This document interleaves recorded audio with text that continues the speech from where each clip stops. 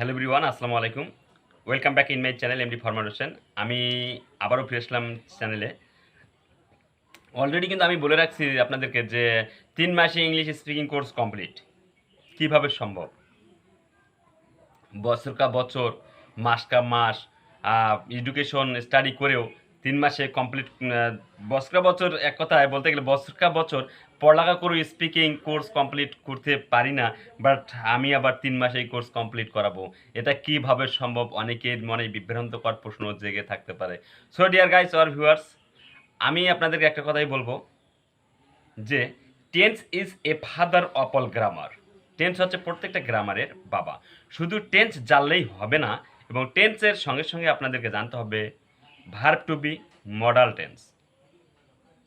If you do not know that verb to be and modal tense, you cannot understand, you cannot speaking in English anytime. Not only tense but also need to you out of tense, modal tense and moreover tense.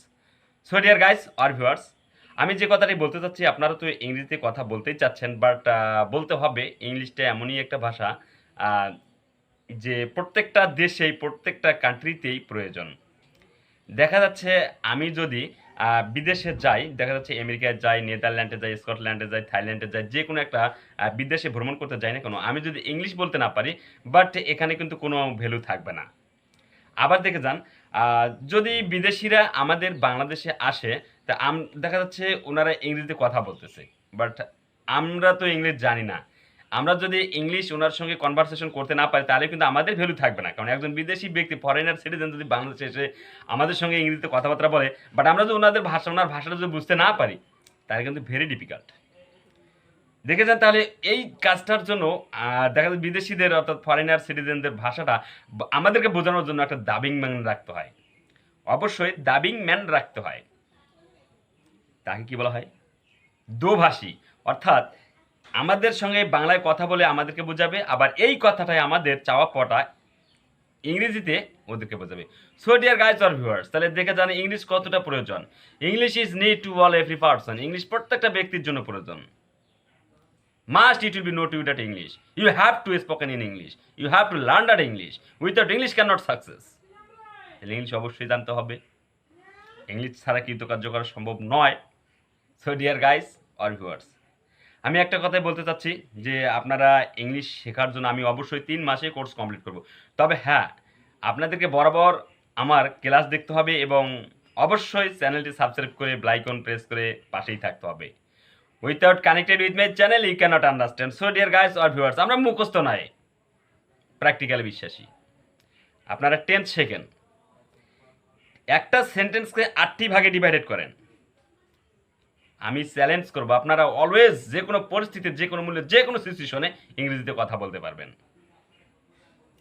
একটা সেন্টেন্সকে যতক্ষণ পর্যন্ত ৮টি ভাগে ভাগ করতে পারবেন না, ততক্ষণ পর্যন্ত ইংলিশ তো দূরের কথা, ইংলিশ স্পিকিং এর ধারের কাছেও যাওয়া সম্ভব নয়। উইথাউট আপনাদেরকে জানতে হবে, চিনতে হবে। অবশ্যই আমি ক্লাস দিচ্ছি, আমার সম্পর্কে জানতে হবে। আমি কীরকম ক্লাস দিচ্ছি না দিচ্ছি, আমি কেমন পারি না পারি, বুঝাইতে পারতেছি কি পারতেছি না, অবশ্যই জানতে হবে। সেরকম একটি সেন্টেন্স বলার আগে আমাদেরকে একটি লাইন লিখতে হবে। ওই লাইনটি লিখতে গেলে আমাদেরকে বলতে হবে যে ওই সেন্টেন্সটা কোন ফর্মে গেছে, কোন অপশানে গেছে, কোন টেন্সে গেছে, কয় নাম্বার আইটেমে গেছে, কোথায় গেছে, কোন রুলসে গেছে। যদি বলতে না পারি, চিনতে না পারি, স্পিকিং বলা তো দূরের কথা, অবশ্যই আমরা ইংলিশ স্পিকিংয়ের ধারের কাছেও যেতে পারবো না। যদি আমি বলে থাকি let me help to him, let me help to him, আমি যদি বলে থাকি এটা কোন টেন্স, হুট হাট করে আপনারা বলে দেবেন এটা present indefinite, present continuous, present perfect, past indefinite, past continuous, past perfect. ফিউচারও কেউ কেউ বলতে পারেন। তাহলে এখন বলেন এটা কি ঠিক? আচ্ছা, এবার দেখেন let me help to him, আমাকে তাকে সাহায্য করতে দিন, অর্থাৎ ইম্পারেটিভ সেন্টেন্স ইউজ অফ লেটের ব্যবহার। তাছাড়া দেখেন বলে দিচ্ছে এটা এটা এটা। আদারওয়াইজ আবার দেখে যান, যদি বলি যে শি ইজ এ স্টুডেন্ট, কোন টেন্স? সরাসরি বলে রাখে সিম্পল প্রেজেন্ট কন্টিনিউয়াস টেন্স। আচ্ছা, সিম্পলটা আবার কি? টেন্স কি সিম্পল? বলে টেন্সটা তো কখনো সিম্পল হতে পারে না। টেন্স হচ্ছে প্রত্যেকটা গ্রামারের বাবা, প্রত্যেকটা টিচারের বাবা। Yes, tense is a father of all grammar. Tense প্রত্যেকটা গ্রামারের বাবা হয়। বাবা কি কখনো সিম্পল বলা যাবে? সিম্পল আবার কি?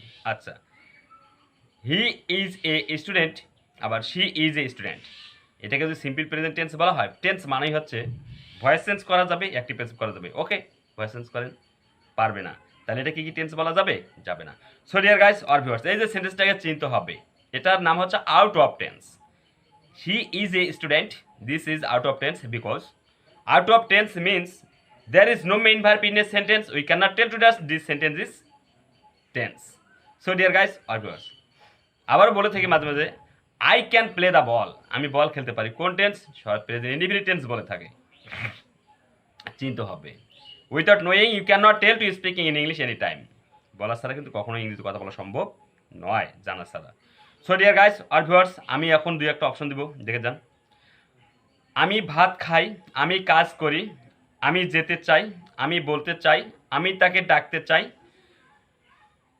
আমি তাকে সাহায্য করতে যাই, আমরা বল খেলতে যাই, আমরা মাঠে বল খেলি, আমরা কথা বলি, আমি ইংরেজিতে কথা বলি। আবার দেখে যান, এই সেন্টেন্সগুলোকে আবার ডিভাইডেড করতে হবে। এটা কোন টেন্স চিনতে হবে। আমি কাজ করি না, সে কথা বলে না, সে তাকে ডাকে না, সে তাকে সাহায্য করে না, আমি তাকে কথা দেই না, এই যে এগুলো হচ্ছে টেন্স।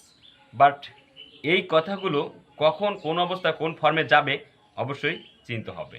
সো ডিয়ার গাইস আর ভিউয়ার্স, তাহলে অবশ্যই আমি একটা কথাই বলবো যে ইংরেজিতে কথা বলতে গেলে আপনাদেরকে ম্যানুয়ালি জানতে হবে tense, verb to be, modal tense. এই তিনটে অপশন আপনারা ভালোভাবে জানেন। যদি একটা সেন্টেন্সকে 8টি ভাগে ডিভাইডেড করতে পারেন, আমি কথা দিলাম কোনো ব্যক্তি আপনাদেরকে ইংলিশ স্পিকিং থেকে আটকাতে পারবে না। There is no person bound to you speaking in English from your mouth. So dear guys or viewers, অবশ্যই আমি আশা করি আপনারা বুঝতে পারছেন। আমরা সর্বপ্রথম একটা জিনিস জানবো, ব্যাপক সময় আমরা বলে থাকি যে হি ওয়াজ স্টুডেন্ট, কোন টেন্স? সরাসরি বলে থাকে পাস্ট কন্টিনিউয়াস টেন্স। আসলে কি দেখুন তো past continuous tense? Past continuous টেন্সের স্ট্রাকচারে চলে যান। Subject plus was were plus আইনযুক্ত মূল ভার্ব, তাহলে হি ওয়াজ এ স্টুডেন্ট। আচ্ছা দেখেন তো এখানে ওয়াজের পরে কি আইনযুক্ত মূল ভার্ব আছে? তাহলে আমরা এটাকে অনেক সময় অনেক টিচার কিংবা অনেক স্টুডেন্টস ব্যাপকভাবে বলে থাকে যে পাস্ট কন্টিনিউয়াস টেন্স। অবশ্যই কেন ভুল শেখাবেন? Why are you teaching to wrong? So dear guys or viewers, always with me and connected with my channel, I will teach you how to teaching process. What is tense? Tense is what I will teach you. So dear guys or viewers, তাহলে এটাকে কি tense বলা যাবে? এই সেন্টেন্সটাকে যাবে না, কারণ tense মানেই হচ্ছে কাজ, কাজ মানেই হচ্ছে ক্রিয়া, চলার গতি, সময়ের গতিকেই বলা হবে টেন্স। যদি সেন্টেন্সের মধ্যে একটা মেইন ভার্ব না থাকে তাহলে আমরা ওই সেন্টেন্সটাকে কখনোই টেন্স বলতে পারবো না। টেন্স উচ্চারণ করা তো দূরের কথা, টেন্স বলাই যাবে না। অবশ্যই এই সেন্টেন্সটারও একটা রূপ রয়েছে। আমি আশা করি টেন্স হচ্ছে 3 প্রকার, 3টাকে ভাগ করে হচ্ছে 12 প্রকার। আমরা ব্যাপক সময়ে ব্যাপক টিচার বা ব্যাপক স্টুডেন্টদেরকে শিখাই থাকি যে টেন্স কয় প্রকার? 3 প্রকার। 3টাকে ভাগ করে কয় প্রকার? কত প্রকার? 12 প্রকার বলে থাকি। বাট 12টাকে ভাগ করে কত প্রকার? মিটার ডাউন হয়ে যায়। বাট কেন 12টা টেন্স দিয়ে দিই? আপনারা চিন্তা করে দেখেন তো, 12টা টেন্স মানে কি? 12টা কথা। এই 12টা কথা দিয়ে কি সারা বিশ্ব চলতে পারে? পারে না। 12টা কথা আমি একবার বলে দিই। আমি ভাত খাই, আমি ভাত খাইতেছি, আমি ভাত খাইয়েছি, আমি 2 দিন যাবত ভাত খাইতেছি। 4টা। আবার দেখেন, আমি ভাত খাইলাম, আমি ভাত খাইতেছিলাম, আমি ভাত সে আসার পরে আমি ভাত খাইতেছিলাম। আবার দেখেন, সে আসার পূর্বে আমি ভাত খাইতেছিলাম। কয়টা গেল? 4টা 4টা 8টা। আবার দেখে যান, আমি ভাত খাবো, আমি ভাত খাইতে থাকবো, সে আসার পূর্বে আমি ভাত খাবো, সে আসার পরে আমি ভাত খাইতে থাকবো। তাহলে দেখে যান 12টা। এই 12টা কথা দিয়ে কি বিশ্বটা চলতে পারে? Impossible, can not round in this earth in the world. So dear guys আর ভিউয়ার্স, আমি আবার বলবো যে টেন্স হচ্ছে 3টাকে ভাগ করে 12টা, 12টাকে ভাগ করে 96 প্রকার। 96টা আইটেম জানতে হবে আপনাদেরকে। সো একটা সেন্টেন্সকে 8টি ভাগে ডিভাইডেড করে দেখেন, তাহলে অবশ্যই 96টা পেয়ে যাবেন। 8টা ডিভাইডেড যতক্ষণ পর্যন্ত করতে পারবে না ততক্ষণ পর্যন্ত স্পিকিং করা তো দূরের কথা, স্পিকিংয়ের ধারের কাছে যাওয়া সম্ভব নয়। So my dear guys always, আমি আশা করি আপনারা পাশেই থাকেন। আমি অবশ্যই স্পিকিং ক্লাসের জন্য একটা করে ক্লাস দিচ্ছি। স্পিকিং শেখেন, ইংরেজিতে কথা বলেন day to night. So dear guys or viewers, you have to understood to my lecture and how to teaching process, how to capacity climb the students or the students are the education. So I will teach you. So dear guys or viewers, stay with me, subscribe my channel and connected with me. আসসালামু আলাইকুম।